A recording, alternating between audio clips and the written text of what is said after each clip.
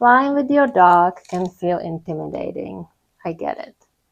But I have flown with Henry across the US and internationally many times, and it actually can be a smooth experience. So today I'm going to share with you what works for us. We have a little travel routine. So first, book a flight. Most airlines these days allow pets, but of course, make sure you call and check their pet policy. Our favorite is Delta Airline and Southwest. Delta Airline is really the most dog-friendly or pet-friendly airline. They allow the largest carrier, and they have a little extra room under the seat. So that's always my first choice, especially if you fly internationally. But in this video, I'm going to just focus on domestic flights within US. So first, book a flight. I recommend to book through airlines directly, not through third party like Kayak or Expedia. First, you have to book flight for yourself. I like to book as close to the front as possible and reserve a window seat because it's just more comfortable for Henry, and your dog will have to be under the seat the whole flight. So if you're by the window, there is just a little extra room and also less foot traffic. So it's just less foot traffic than if you would be sitting on the aisle. So that's just a little more comfortable for the flight. So book your flight, reserve a window seat, ideally close to the front of the plane, so you are kind of in and out quickly. You don't have to wait. And after you do that, you have to call back to the airlines and reserve a spot for your dog. So there's two steps to it. You pay for your dog at the airport. Next step is to get a carrier. You will need airline approved carrier, and usually the best thing is soft-sided. Most airlines actually require the carrier to be soft-sided because it's easier to put under the seat. And each airline has their own dimensions, so please make sure to check. This particular carrier I really like because it's big enough. Henry, as you can see, is really comfortable in it. This one is the Delta Sherpa, something they themselves put out. I do think that Southwest also has their own carrier.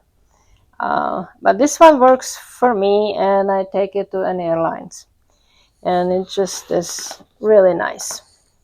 I would recommend to get it at least 1 month ahead of time, ahead of your flight, so you can train your dog to get used to it. Now, as far as paperwork, if you're flying domestically, most airlines only require rabies vaccination certificate and not a health certificate. But again, please check with your airline and what their policy is because it varies. For international travel, that's another whole story. But I'm actually going to do another video that's going to be just about flying internationally. But for domestic, rabies shot certificate is enough. And actually, a lot of airlines don't even check for it, but make sure you have it just in case, because you don't want your dog to be refused to get on a plane, once you're at the airport. So the day of the flight, I don't feed Henry very much. I mean, it kind of depends on timing, when the flight is, how many hours before we have to go, and all that stuff. But in general, I just give him small amount of kibble, and make sure we go at least for 40 minutes to walk. So he really has a time to take care of his business and kind of get tired too. Now, at the airport, you will find out that really flying with your dog is all about potty breaks. So, literally, before we get into the airport, I make sure he can go again, and then we have to go check in. Again, the airline will check your paperwork, check the carrier, and you're good to go. Now, before I go through the security, I usually take him outside again. It might seem like a little overdoing it, but I just want to make sure he doesn't have any problems, once we're inside.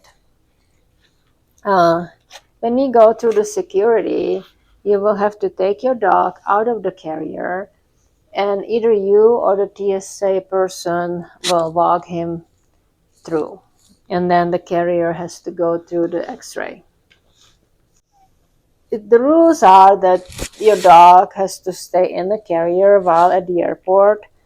But to be honest, I just take him out so he can walk and stretch, and he's gonna be in the carrier long enough.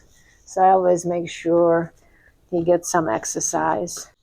Now we're in Colorado, and I have to say that DIA so far is the best pet relief area airport.